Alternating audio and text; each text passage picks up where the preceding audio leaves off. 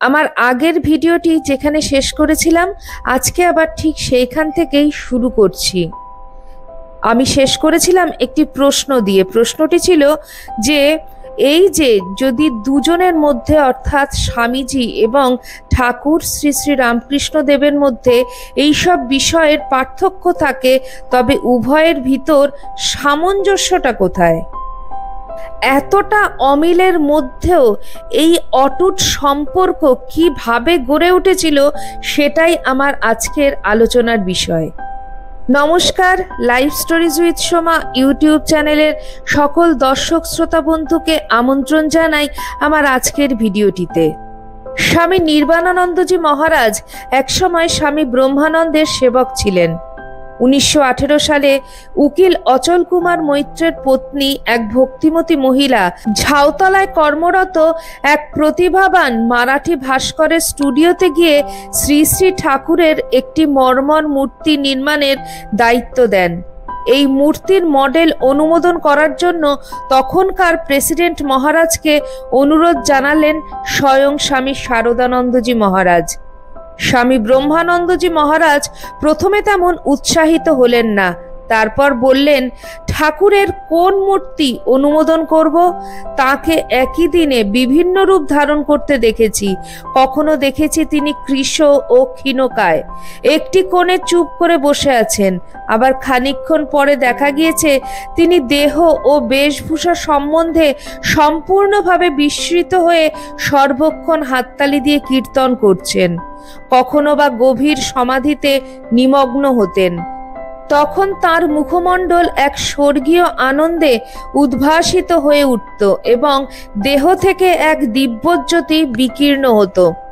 কখনো কখনো দেখা যেত তার আকৃতি স্বাভাবিক অপেক্ষা দীর্ঘতর এবং তিনি দক্ষিণের বারান্দায় এক প্রান্ত থেকে অপর প্রান্ত পর্যন্ত বড় বড় পা ফেলে জোরে জোরে পায়চারি করছেন। স্বামী শারদানন্দজি মহারাজ বিনীতভাবে বললেন, মহারাজ, ঠাকুর যে ছবি সম্বন্ধে নিজে বলেছিলেন যে ঘরে ঘরে পূজিত হবে, আমি সেই ছবির কথা বলছি। তারই প্রতিমূর্তির মডেল তোমাকে অনুমোদন করতে যেতে হবে। হাসিমুখে মহারাজ বললেন, চলো যাই। সেই দিন বিকেলবেলায় মহারাজকে ঝাউতলা স্টুডিওতে নিয়ে যাওয়ার ব্যবস্থা করা হলো। এই উপলক্ষে তার সঙ্গে স্বামী শারদানন্দজি, স্বামী শিবানন্দজি এবং অন্যান্য সাধুরাও গেলেন। গোলাপ মা ও যোগিন মাও গেলেন। ব্রহ্মানন্দজি মহারাজ মডেলটি পুঙ্খানুপুঙ্খরূপে নিরীক্ষণ করলেন।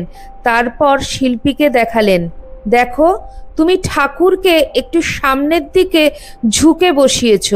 শিল্পী বললেন, মহাশয়, আপনি দেখবেন যদি কেউ এইভাবে পায়ের সামনের হাত জোর করে বসেন তাহলে তিনি সামনের দিকে একটু ঝুঁকে যেতে বাধ্য হবেন। মহারাজ উত্তর দিলেন, আমরা কখনো ঠাকুরকে এইভাবে বসতে দেখিনি। তুমি যা বলছো তা সাধারণ লোকের পক্ষে প্রযোজ্য, কিন্তু ঠাকুরের ক্ষেত্রে এটা সত্য নয়। তিনি দীর্ঘ বাহু ছিলেন, হাঁটু পর্যন্ত তার হাত পৌঁছত। প্রেসিডেন্ট মহারাজ এরপর শিল্পীকে ঠাকুরের কান সম্বন্ধে নির্দেশ দিলেন, দেখো, সাধারণ মানুষের কান জ রেখার ওপরে আরম্ভ হয় এবং তুমি ঠাকুরের কান সেইভাবে রূপায়িত করেছ, কিন্তু ঠাকুরের কান জ রেখার নিচে থেকে আরম্ভ হয়েছিল। উপস্থিত সকলে ঠাকুরের চেহারা সম্বন্ধে এইরূপ খুঁটিনাটি বিবরণ শুনে অত্যন্ত আকৃষ্ট হলেন। মহারাজের নির্দেশ অনুসারে ভাস্কর মডেলটি সংশোধন করতে সম্মত হলেন। তিনি বললেন, অনুগ্রহ করে 1 সপ্তাহ পরে আসুন, ইতিমধ্যে আমি মডেলটি সম্পূর্ণ করে রাখব। 1 সপ্তাহ পরে মহারাজ সদল বলে স্টুডিওতে পুনর্বার পদার্পণ করলেন। সংশোধিত মডেলটি দেখে মহারাজ গভীর সন্তোষ প্রকাশ করে বললেন, এখন এটি অবিকল হয়েছে।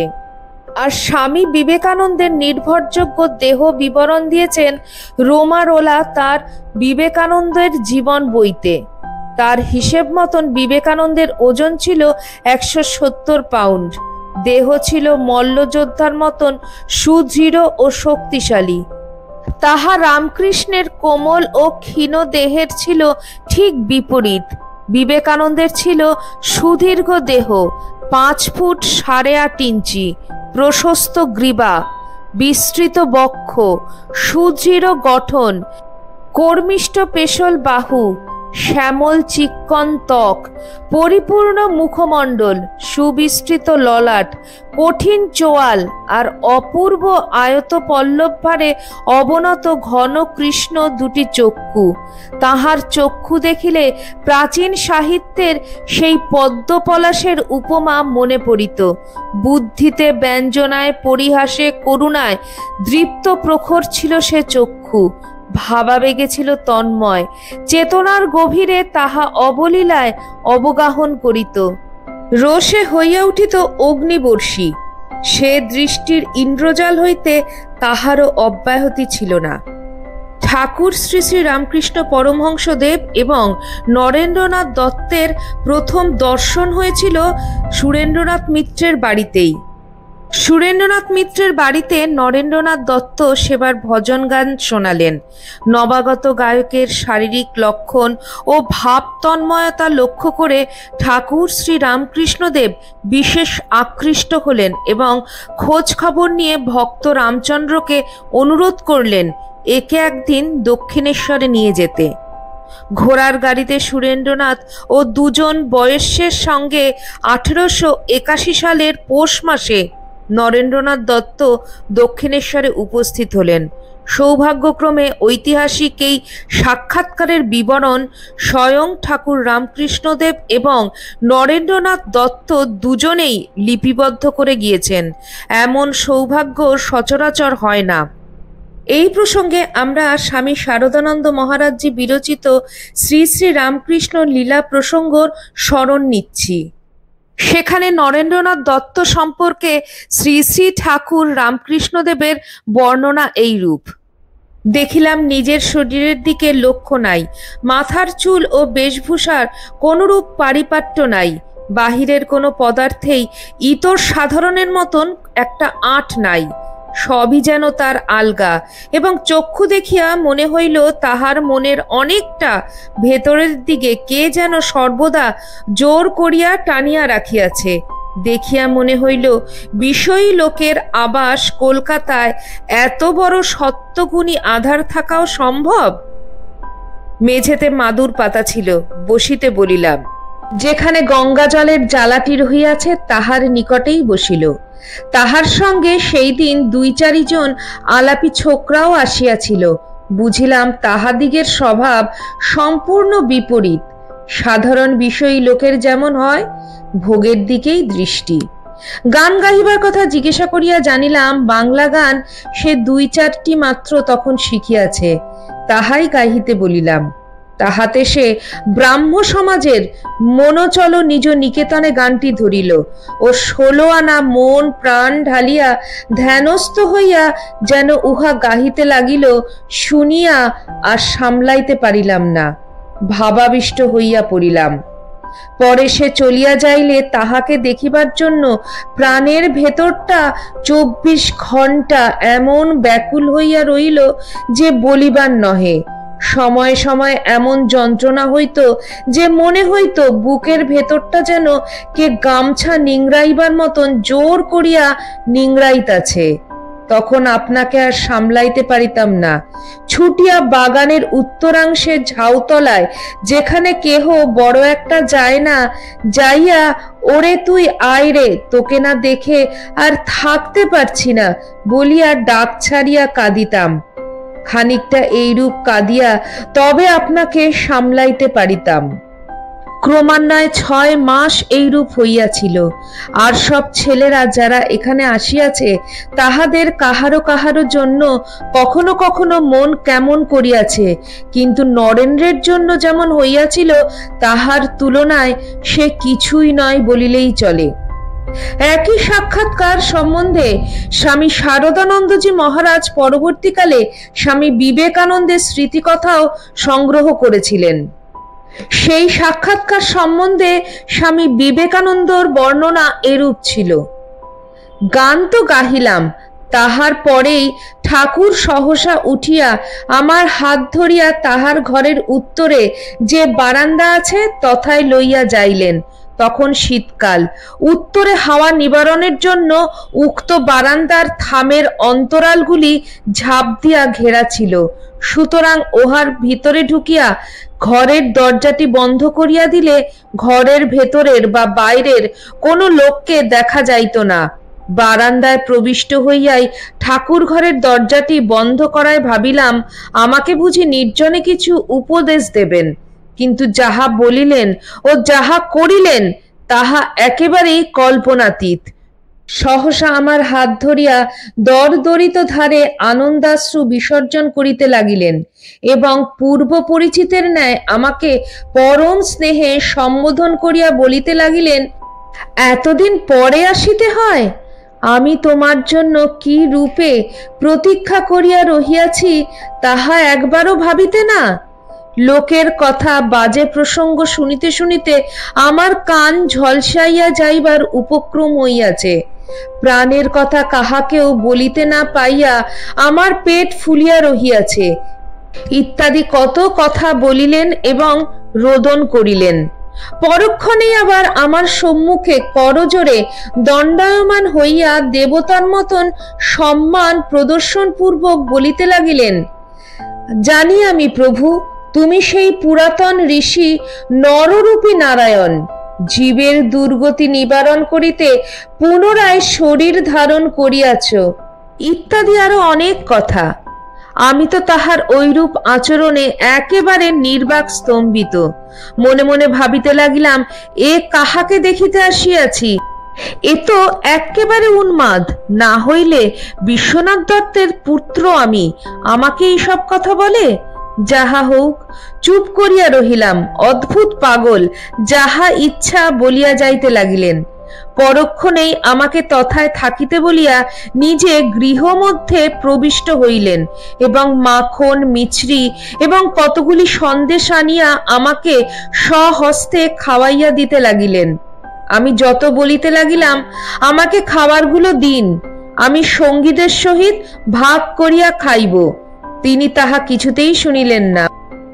বলিলেন, উহারা খাইবে, এখন তুমি খাও বলিয়া সকলগুলি আমাকে খাওয়াইয়া তবে নিরস্ত্র হইলেন।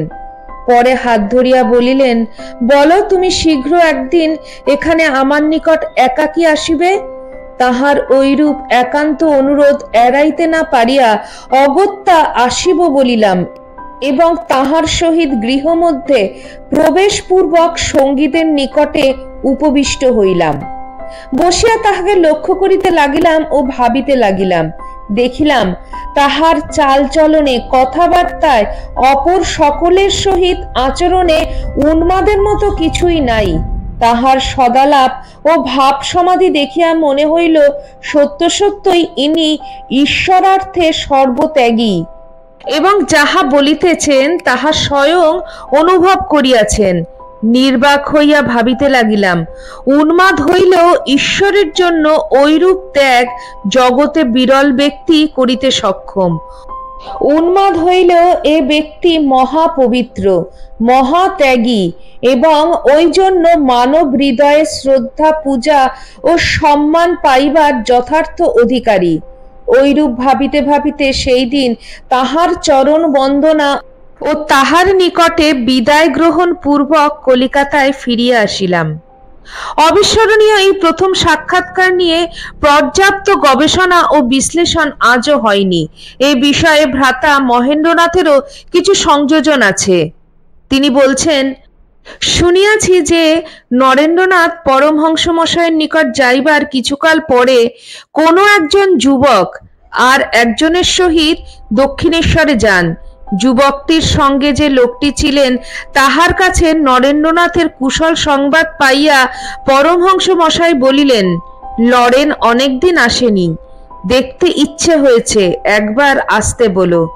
পরমহংস মশাইয়ের সহিত কথাবার্তা কহিয়া রাত্রে তাহার ঘরের পূর্ব দিকের বারান্দায় উভয়ে শয়ন করিলে কিছুকাল পরেই পরমহংস মশাই বালকের মতন তাহার পরনের কাপড়খানি বগলে করিয়া তাহাদের একজনকে ডাকিয়া জিজ্ঞেস করিলেন, তুমি কি ঘুমাচ্ছ? যাহাকে ডাকিয়া পরমহংস মশাই জিজ্ঞাসা করিলেন, তিনি উত্তর করিলেন, আজ্ঞে না। পরমহংস মশাই বলিলেন, দেখো, নরেনের জন্য প্রাণের ভেতর যেন গামছা নেংড়ানোর মতন মোচড় দিচ্ছে। সে রাত্রিতে নাকি পরমহংস মশাইয়ের নরেন্দ্রনাথের জন্য উৎকণ্ঠা ভাব কিছুমাত্র কমে নাই, কারণ তিনি কিছুক্ষণ শয়ন করিবার পর আবার আসিয়া ওই একই কথাই বলিতে লাগিলেন, যেন নরেন্দ্রনাথের অদর্শনের জন্য বড়ই ব্যথিত হইয়া পড়ায় তাহার ঘুম হইতেছিল না। পরমহংস মশাই আমাদের গৌরমোহন মুখার্জি স্ট্রিটের বাড়িতে নরেন্দ্রনাথকে মাঝে মাঝে খুঁজিতে আসিতেন, কিন্তু কখনো বাড়ির ভেতর প্রবেশ করেন নাই, রাস্তায় অপেক্ষা করিতেন। তিনি বাড়ির একটু কাছে আসিলে অনেক সময় আমি অগ্রসর হইয়া যাইতাম। আমায় বলিতেন, লরেন কোথায়, লরেনকে ডেকে দাও। আমি তাড়াতাড়ি আসিয়া দাদাকে সন্ধান করিয়া ডাকিয়া দিতাম। অনেক সময় পরমহংস মশাই নরেন্দ্রনাথের সহিত কথাবার্তা কহিয়া তাহাকে ডাকিয়া লইয়া যাইতেন। পরমহংস মশাই নরেন্দ্রনাথকে আদর করিয়া সুখদেব বলিয়া ডাকিতেন। সুখদেব যেন দ্বিতীয়বার জগতে আসিয়াছেন। নরেন্দ্রনাথ সুখদেবের মতন জ্ঞানী হইবে, জগতে সমস্ত কার্য করিবে, কিন্তু জগৎকে চুইবে না প্রভৃতি বহুবিধ অর্থে তিনি নরেন্দ্রনাথকে সুখদেব বলিতেন। নরেন্দ্রনাথ ছুটি পাইলে নিজে নৌকা বাহিয়া দক্ষিণেশ্বরে যাইত। বৈশাখ জ্যৈষ্ঠ মাসের ঝড়ের সময় নরেন্দ্রনাথ গঙ্গা দিয়া নৌকা বাহিয়া যাইত। এই জন্য বাবা অনেক সময় বিরক্ত হইতেন। তিনি বলিতেন, যাতায়াতের একখানা গাড়ি করে গেলেই তো হয়, এই রকম ঝড় তুফানে গঙ্গা দিয়ে যাওয়ার কি দরকার? রাম তো টানা গাড়ি করে যায়। একেই বলে ডান পিঠে ছেলের মরণ গাছের আগায়। এরকম ডান পিঠেমি করবার কি দরকার?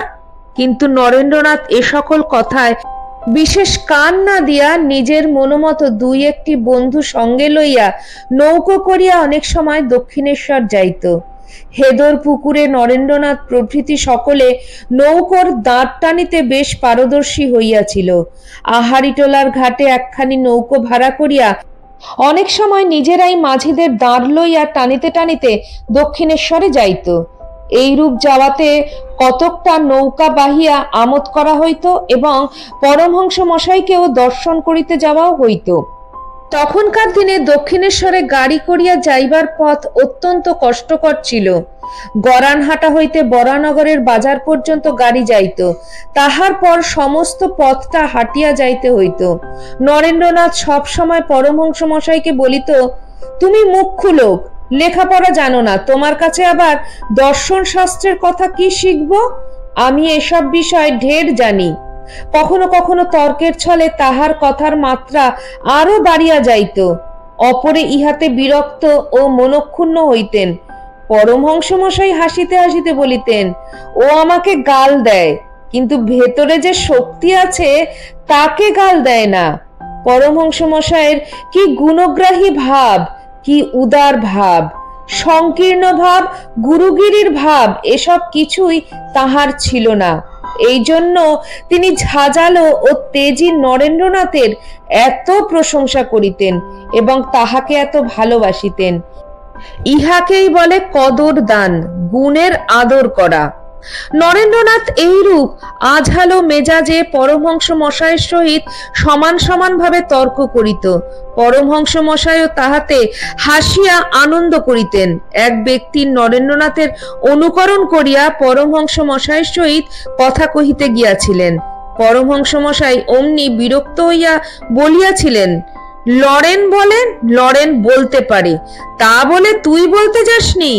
তুই আর লরেন এক না, এই বলিয়া তাহাকে ধমক দিয়াছিলেন।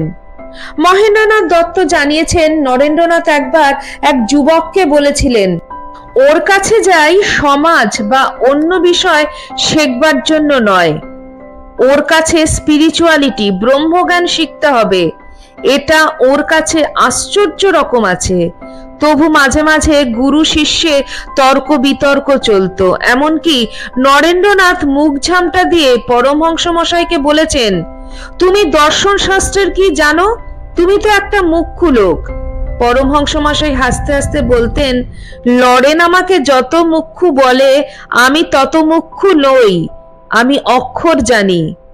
শুরুতে গুরু শিষ্যর মধ্যে যতই তর্কাতর্কি ঝগড়াঝাটি হোক, এরা দুজনে মিলেই বিশ্বজয় করেছেন। আমার আজকের ভিডিওটিতে আমি গুরু শিষ্য সংবাদের পর্ব 2 আপনাদের সঙ্গে আলোচনা করলাম।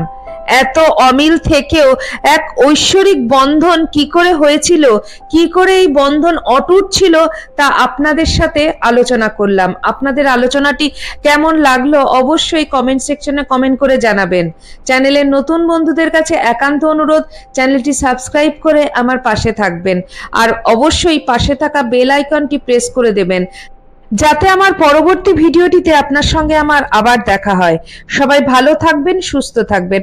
আবার খুব শিগগিরই দেখা হচ্ছে আপনাদের সঙ্গে কোনো একটি নতুন ভিডিওতে। জয় ঠাকুর, জয় মা, জয় স্বামীজি।